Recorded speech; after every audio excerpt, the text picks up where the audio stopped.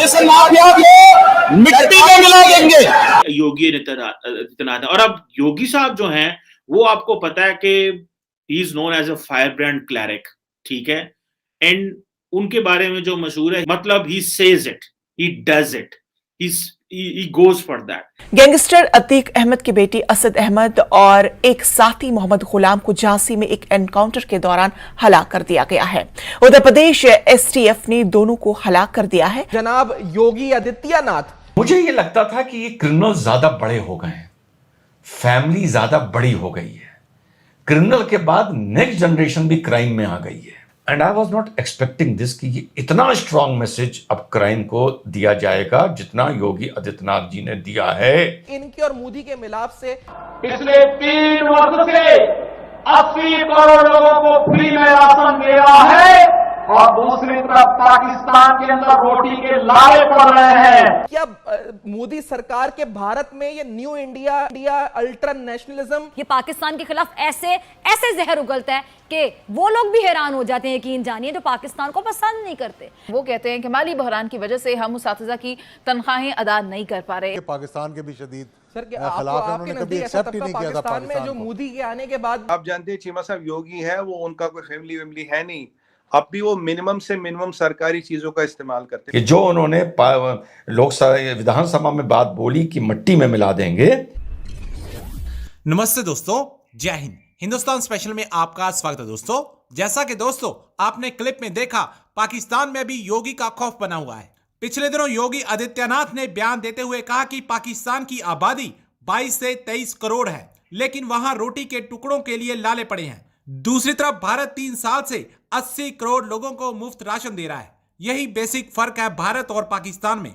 भारत अपने आवाम को सुख सुविधा देना जानता है, यह नेतृत्व के सामर्थ्य और इच्छा शक्ति का परिचायक है। दूसरी तरफ उमेश पाल हत्याकांड में फरार चल रहा माफिया अतीक अहमद का बेटा असद अहमद और शूटर गुलाम के एनकाउंटर पर मुख्यमंत्री योगी आदित्यनाथ ने प्रतिक्रिया दी है। उन्होंने वरिष्ठ अधिकारियों की तारीफ की है। मुख्यमंत्री ने पहले ही बयान देते हुए कहा था कि हम इनको मिट्टी में मिला देंगे। मुख्यमंत्री योगी आदित्यनाथ ने यूपी एसटीएफ के साथ यूपी डीजीपी, स्पेशल डीजीपी और पूरी पुलिस टीम की सराहना की है। तो चलिए दोस्तों आज की वीडियो की तरफ चलते हैं। Thank you so much. अब आपको पता है कि इसकी जो यूपी की पॉपुलेशन है दैट इज अबाउट 200 मिलियन, यानी कि almost the size of the Pakistan. जितनी पाकिस्तान की पॉपुलेशन है, जितने हम लोग टोटल मौजूद हैं, उतना तो इंडिया का ये सूबा है या ये जहां पे जो और याद रखें कि योगी आदित्यनाथ जो हैं, he is being termed as the future prime minister of India. BJP के अंदर भले अमित शाह हों, भले जो है वो राजनाथ सिंह हों, भले कोई और बड़ा मजबूत हो, हालांकि ट्रायंगल बड़ी मशहूर है, लेकिन जो नेक्स्ट जो कहा जा रहा है कि ही इज बीइंग टर्म्ड, वो ये है कि ये योगी आदित्यनाथ है। और अब योगी साहब जो हैं वो आपको पता है कि he is known as a fire brand cleric, ठीक है। एंड उनके बारे में जो मशहूर है, he is an unapologetic Hindu nationalist, मतलब he says it, he does it, he goes for that. So अब ये जो अपनी पावर प्रोजेक्शन कर रहे हैं अब, और अपने आप को जो अपने जिसे आप कह रहे हैं ना कि अपने कद से बड़ा काम करने की कोशिश कर रहे हैं, इसमें for long they have been successful. And और जो योगी आदित्यनाथ एंड नरेंद्र मोदी जो अपने इंटरनल डोमेस्टिक इमेज क्रिएट कर रहे हैं, वो ये है कि उन्होंने इंडिया को ग्लोबल आउटलुक दी है, इंडिया को ग्लोबल पहचान दी है, वो जो पोटेंशियल थी वो दी है। योगी साहब का जो पॉलिटिकल कैरियर है आप किस तरह मुस्तकबिल में देख रहे हैं, और बीजेपी या आरएसएस इनको किस तरह ऊपर उठाएगी?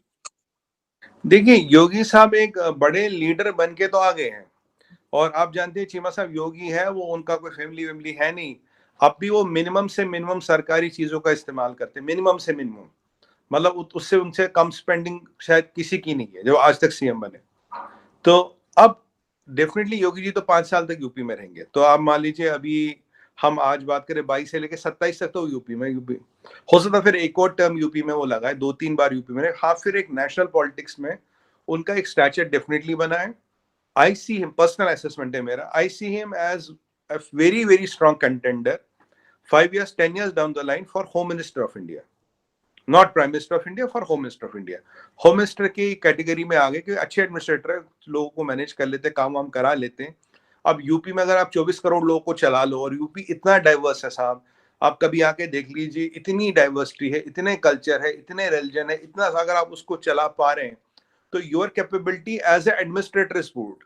सो I see Yogi ji 5 years 10 years down the line as a very strong contender for home minister of India. Balochistan में तनख्वाहें ना मिलने पर उस्तातिज़ा की जानिब से अनोखा एहतजाज किया जा रहा है, चंदा मांगा जा रहा है, अलामती तौर पर सब्जियों की रेढ़ियाँ भी लगा दी गई हैं कि हमें हमारी तनख्वाहें नहीं दी जा रही। इससे जो डायरेक्ट इम्पैक्ट पड़ रहा है वो स्टूडेंट्स पर पड़ रहा है जिनको वहाँ पर एजुकेशन नहीं मिल रही।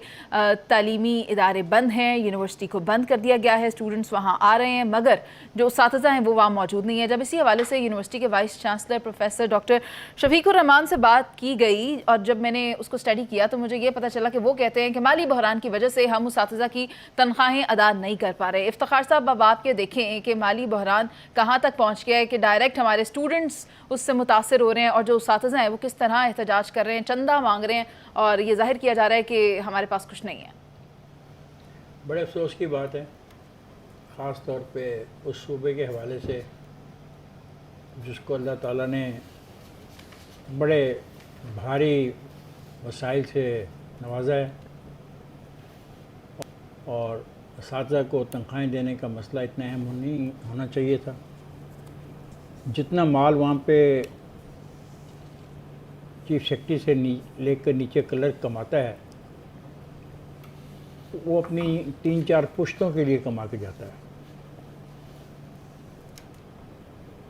और अगर उस आदमी को आप तनख्वाही ना दें जो आपको तालीम देता है और वो पैसा मांग रहा है लोगों से, बकौल आपके सब्ज़ी की रेडी लगा रहा है, तो ये आम सी बात नहीं है।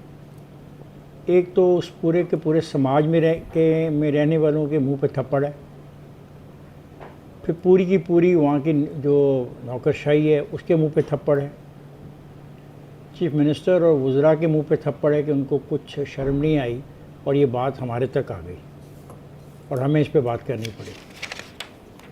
इस बात को यहाँ तक आना ही नहीं चाहिए था। जो अल्ले तल्ले अपने हैं और सबको पता है, यानी अगर आप बलूचिस्तान, जिस तरह हमने खैबर पख्तूनख्वा के बारे में भी कभी दिलचस्पी का इजहार नहीं किया कि पैसा किधर जाता है और कहाँ से किधर खर्च होता है, इस तरह बलूचिस्तान के बारे में भी बिल्कुल लातलक है, हम उस पर बात नहीं करते। तो मैं क्या कह सकता हूँ, ये कह सकता हूँ ना कि चलें चीफ मिनिस्टर साहब आप इस पर बयान ही कोई दे दें और मुझे बताएं कि पैसे क्यों नहीं दे रहे आप।